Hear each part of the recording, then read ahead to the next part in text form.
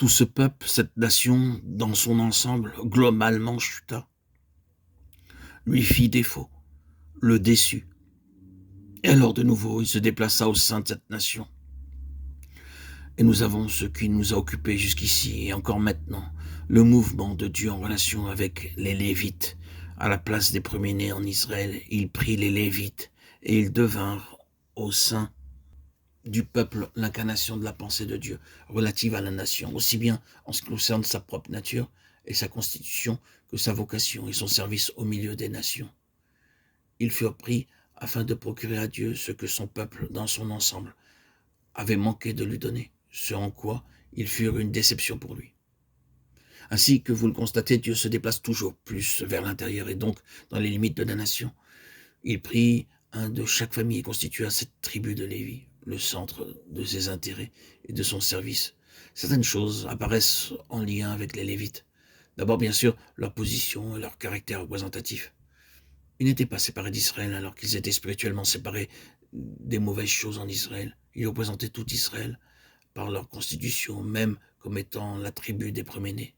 Et quant au principe spirituel, ils représentaient toutes les familles en Israël, et par conséquent se tenaient de manière symbolique comme étant la pensée de Dieu concernant tout son peuple. Ils étaient là afin de servir l'Éternel dans cette chose spécifique. De nouveau, j'insiste sur ce fait, et que la nécessité pour notre compréhension de ce qu'est le service de Dieu. Chers amis, vous et moi avons besoin d'être parfaitement au clair à ce propos, sur ce que le service de Dieu représente. Le service de Dieu est devenu tout type de choses. Le service de Dieu envers les personnes est aujourd'hui une sorte d'omnibus. Mais l'essence du service de Dieu, comme cela est manifestement exprimé dans toute la parole de Dieu, est ceci. Ce qui réellement sert à la réalisation du plein dessein de son cœur, ce n'est que lorsque le ministère accomplit cela qu'il est le service de Dieu. Uniquement ce qui sert à ce dessein est le service de Dieu. Voilà le service de Dieu, plus ou moins selon la manière dont cette finalité est service, servir d'un cœur entier. L'idée globale du service de Dieu est la suivante.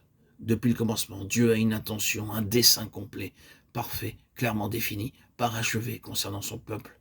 Et le service de Dieu requiert que nous sachions ce en quoi il consiste, que nous soyons en accord avec cela, pleinement, et qu'il devienne dans nos vies une réalité, par ce que nous faisons.